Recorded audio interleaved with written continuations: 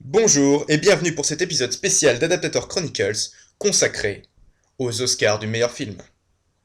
Oui, parce que c'est bientôt les Oscars. Ah merde. Bon, un petit épisode bonus, juste pour vous apprendre si le meilleur film de chaque année, selon l'AMPAS,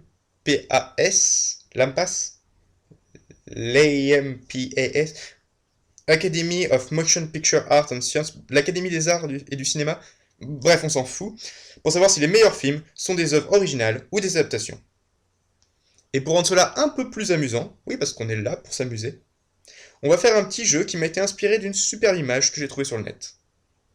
Le poster officiel des Oscars de 2013, réalisé par Olimos, dont je vous conseille franchement le site. Vous allez devoir deviner à partir d'une image modifiée et stylisée d'un Oscar, de quel film il s'agit. Vous avez compris? Nous allons faire ça par ordre déchronologique en partant de 2015. Bon, les Oscars de 2015 et 2014 sont des dessins de Holly Gibbs, modifiés, vu que Holly Moss s'est arrêté en 2013. Est-ce que tout le monde s'appelle Holly dans ce monde? Donc vous m'excuserez si les deux premiers dessins sont un peu différents dans le style des autres.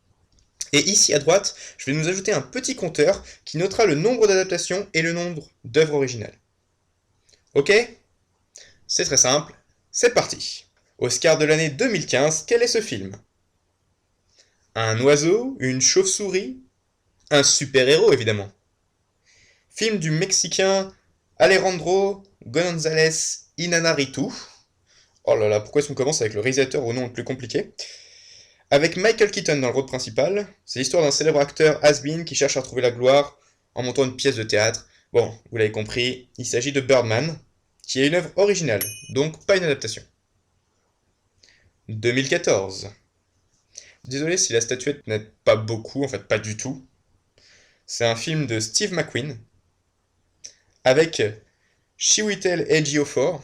Oh là là, on est en folie sur les noms aujourd'hui, hein. Qui joue, et ça devrait pas mal vous aider, un Afro-Américain enlevé et vendu comme esclave. Il restera esclave pendant 12 ans, d'où le nom du film, 12 Years a Slave, qui est l'adaptation fidèle de l'autobiographie du même nom de Solomon Northup. Donc, une adaptation. En 2013. C'est Ben Affleck qui produit, Ben Affleck qui réalise, Ben Affleck qui joue le rôle principal, un film 100% Ben Affleck. Sur l'opération de sauvetage la plus improbable de la CIA lors de la crise des otages iraniens. Argo. Bon, Argo a aussi reçu l'Oscar de la meilleure adaptation. Car oui, il existe un Oscar du meilleur scénario adapté. Mais il l'a reçu, et là c'est assez bizarre, comme étant inspiré d'un article de presse. Escape from Téhéran. C'est assez étrange, je sais pas si on peut considérer une adaptation à partir d'un article de presse. C'est un peu comme White Plage, le court-métrage qui serait l'inspiration de White Plage le film. Ou Toy Story 3, qui a été nominé dans cette catégorie parce qu'il reprenait les personnages de Toy Story 1 et 2. Quoi? Ou Borat, qui parce qu'il utilisait Borat, qui était déjà apparu dans une série, apparaît dans cette catégorie. Bon, c'est le bordel. Mais bon, l'Ampas considère que Argo est aussi l'adaptation d'un livre, celui de Tony Mendez, donc je veux bien le considérer comme une adaptation. Et maintenant, Cocorico, pour l'année 2012. Un smoking? James Bond peut-être. Du noir et blanc, comme à l'époque du cinéma muet. Avec Jean Dujardin. Dans un film de Michael Hazanavicius. Oh là là, faut que j'arrête de donner les noms des réalisateurs. À partir de maintenant, je ne donne plus de nom de réalisateur. The Artist, une œuvre originale. En 2011. Quelqu'un qui parle dans un vieux micro. Des idées? Quelque chose sur la radio? Ou bien sur les discours? Ici, Tom Hooper, et oui je redonne un nom parce qu'il est facile cette fois, nous réalise un drame historique formidable interprété par Colin Firth en Roi d'Angleterre bègue. Le discours d'un roi. Et c'est encore une œuvre originale. En 2010. Ah, l'espace. Un cosmonaute. Gravity peut-être? Ah non, c'est un film de 2013. Armageddon? Non, c'est en 1998. En 2010, avec l'espace. Avatar? Oui, mais non. C'est pas du tout un astronaute, hein. C'est un démineur en fait. Comme le film, Démineur. Non, pas ça. Ça. Une œuvre originale. Et voici notre film de 2009. Et une question pour 1 million d'euros, quel est le nom de notre film? La réponse: Slumdog Millionnaire, adapté du roman Les fabuleuses aventures d'un Indien malchanceux, qui devient milliardaire. En 2008. Une coiffure donc. Une femme qui passe l'aspirateur? Wow, wow, wow, wow, attention à ce que tu veux dire. D'ailleurs, c'est pas du tout un aspirateur, c'est une arme. C'est ça en fait. Et c'est un homme.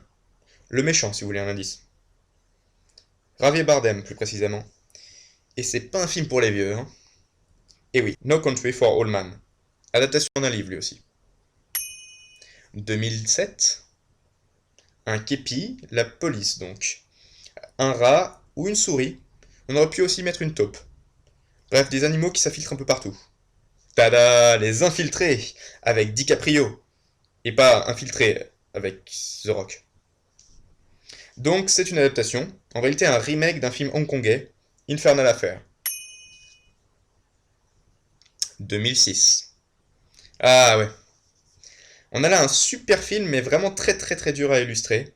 Donc je pense pas que cette image va vous aider. Un film sur des destins qui se croisent entre des gens dont on croit tout savoir, qu'on a déjà catégorisé et qui se révèlent ne pas être du tout ce que l'on pense. Un bon film anti-cliché, quoi. Moi j'aurais mis deux voitures qui se percutent. Car quand deux voitures se percutent, on appelle ça une collision. Comme notre film. Un chef-d'œuvre original. En 2005. Facile.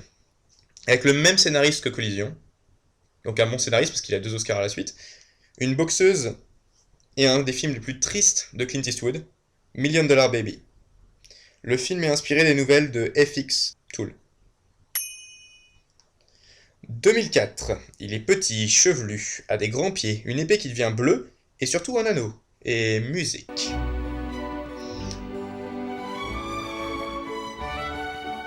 Le Seigneur des Anneaux, évidemment. Adaptation des romans de Tolkien. 2003.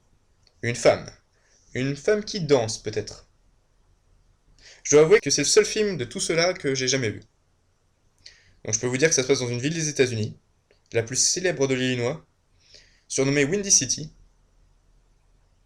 Chicago. Adapté d'une comédie musicale. C'est un vrai retour en force des adaptations, dis-moi. 2002. Et là, rien. Enfin, pour vous, il n'y a rien. Mais pour lui, il y aura peut-être un agent du FBI, ou son meilleur ami, ou une petite fille, ou bien des espions russes. Je n'en dirai pas plus. Il s'agit d'un homme d'exception, adapté d'une biographie sur John Nash Jr. 2001. Ah, évidemment. Les meilleurs films de 2002 et 2001 ont en commun leur acteur principal, Russell Crowe. Un général, devenu esclave. L'esclave devenu gladiateur. Le gladiateur qui défie un empereur. Bon, Gladiator, œuvre originale. Et terminons les années 2000 par des fleurs. Des roses, plus précisément. Le symbole de la beauté. Beauty, en anglais. American Beauty, qui est une œuvre originale. Voilà, c'est fini pour cet épisode bonus. En 16 ans, nous avons eu 9 adaptations et 7 œuvres originales. C'était serré, mais la victoire revient aux adaptations. J'espère que cet épisode vous a amusé. Si oui, j'en referai peut-être un autre sur les années 2000 à 1980. Et à bientôt pour un autre vrai Adaptator Chronicles.